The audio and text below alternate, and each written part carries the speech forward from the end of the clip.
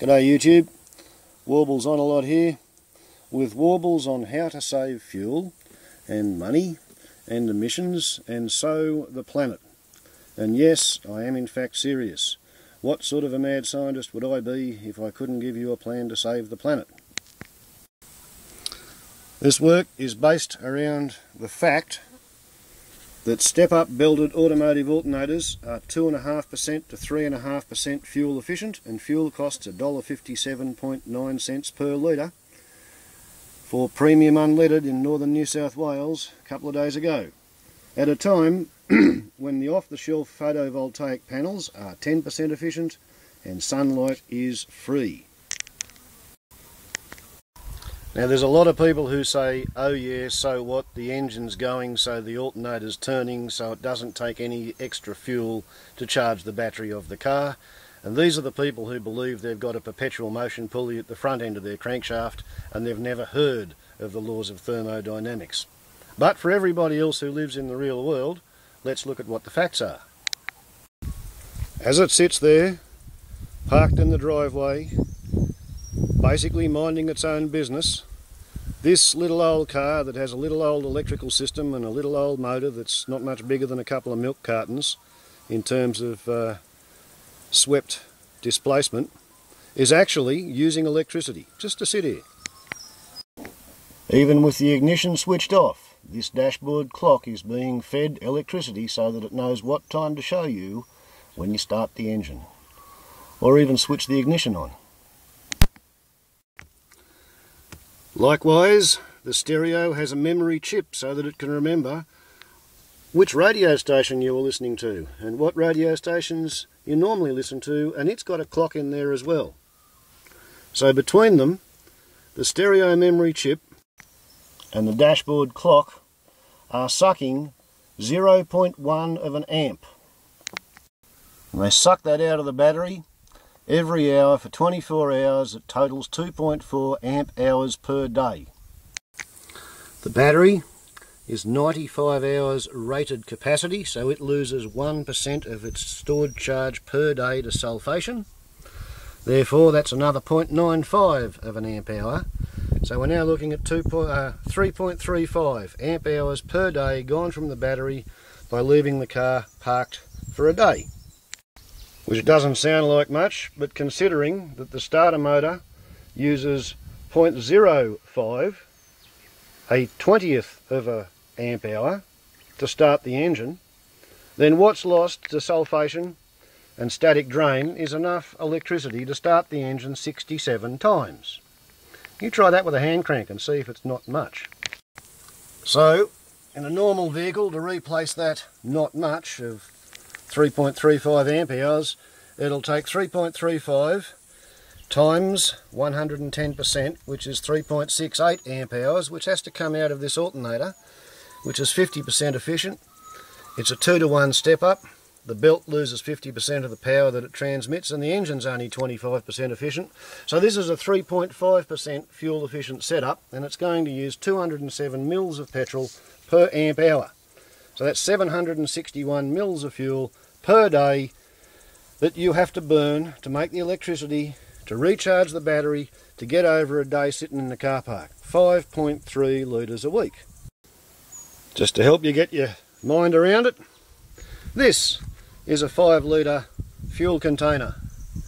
So you go and fill this thing up at $1.57.9 each, and you pour it straight down the carburettor every week in order to spin this thing, in order to kiss and make up to that one, because it's been left in the car park and nobody was talking to it. Or you can do the other thing. You can connect that poor long suffering battery that's stuck in the car park with nobody talking to it to a $45 solar battery charge controller, a regulator, right? And you have that with a fuse between the battery and the regulator. And the regulator is fed by an off-the-shelf solar panel that is half the rated size in amps output as the car requires for its minimum daily recharge. This car requires 3.68 amp hours per day. So the panel is a 1.7 amp panel, and it will provide a full recharge in 2 hours of sunlight. It will provide a full recharge in 10 hours of a rainy day. And if you come to have a look at the nest of clips that show up when you type the word SunFoil into the YouTube search engine, I've even got head camera film of this thing going up the highway at 100 k's with the windscreen wipers running in the rain and the alternator's doing nothing, because the solar panel can still run the engine. Of course, I've done a bit of work with pop rivets and sheet metal, and I've streamlined this one within an inch of its life, and it's pretty interesting and exotic on the underside. It's got ram scoop compressors to pressurise the inside of it so that it can then blow compressed air over the trailing edge, so it can unstall the trailing edge facet. And that means that even in the moonlight this thing improves the aerodynamics of the motor car. You can see how the dust is being blown off this surface by the downwash coming off the aerofoil, even on the dirt road. At low speeds it's fairly functional. But you don't have to go to that amount of trouble. Any panel on any roof rack with any regulator will work as long as you're in the ballpark. Calculate how much juice comes out of the battery when the car's parked.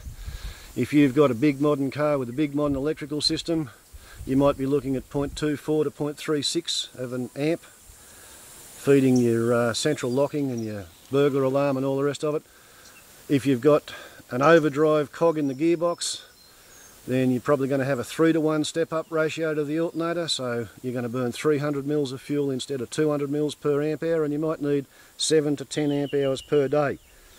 So 3.5 amp panel will give you 7 amps recharge in 2 hours of sunlight, and a 5 amp panel will give you 10 amp hours per day, and that'll save you 15 to 22 litres a week if you've got a 3-to-1 step up and a big fancy modern electrical system.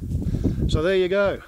In my case, I've shaved 35% off my monthly fuel burn, and I'm driving faster because I've got lower drag, I've got more torque available to the gearbox. The car can go 15 kilometres an hour faster, 140 k's instead of 125, so top speed's up 12%. And stopped at the traffic lights, idling at 1000 RPM, I've now got 300% more torque to the gearbox because I'm not putting 2 horsepower into the drive belt to the alternator. I've got 3 horsepower available to the gearbox, 3 horsepower instead of 1 horsepower, so 300% more starting torque. So this panel saved 277 litres in its first year on the car. That's $434.89 worth of petrol, and it was a $300 panel and a $45 regulator. That leaves you $100 to pay a carpenter to fair it in wood and paint it the same colour as the roof of your car. This is worth doing. Go to the nest of clips called SunFoil on YouTube and check out 3 or 4 of them. It's the single biggest, fattest, cheapest, easiest picking, lowest hanging fruit on the entire alternative energy tree. Fit your car with a hybridised piston solar electrical system. It's just that simple. Ciao.